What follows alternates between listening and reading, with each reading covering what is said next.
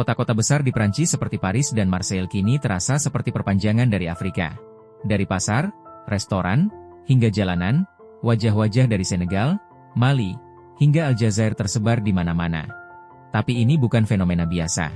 Ada sejarah panjang dan alasan mengejutkan di balik perpindahan besar-besaran ini, dan kamu mungkin belum pernah menduganya. Banyak yang berpikir ini hanya karena kemiskinan atau konflik di Afrika. Tapi alasan sesungguhnya jauh lebih dalam. Pada abad ke-19 dan 20, Prancis menjajah lebih dari 20 negara di Afrika. Mereka mengeruk sumber daya, memaksakan bahasa, budaya, bahkan membentuk sistem pendidikan ala Prancis di tanah Afrika. Kini, bekas jajahan itu balik datang, bukan untuk membalas dendam, tapi mencari masa depan yang dijanjikan sejak dulu. Mereka dibesarkan dengan buku-buku Prancis, lagu-lagu Prancis, bahkan mimpi tentang hidup lebih baik di Eropa.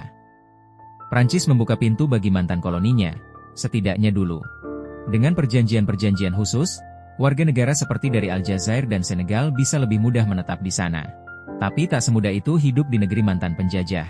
Diskriminasi, pengangguran, dan stigma membuat banyak dari mereka terjebak di pinggiran kota, dalam lingkaran yang sulit ditembus. Namun, komunitas Afrika tak tinggal diam. Mereka membentuk jaringan kuat, menghidupkan budaya, dan perlahan, merebut tempat dalam masyarakat Prancis, sebagai koki, seniman, politisi, bahkan pemain tim nasional. Inilah twistnya. Ternyata, Prancis masih menerima miliaran euro dari bekas jajahannya hingga hari ini. Lewat sistem moneter warisan kolonial, banyak negara Afrika harus menyimpan cadangan devisa mereka di Bank Sentral Prancis.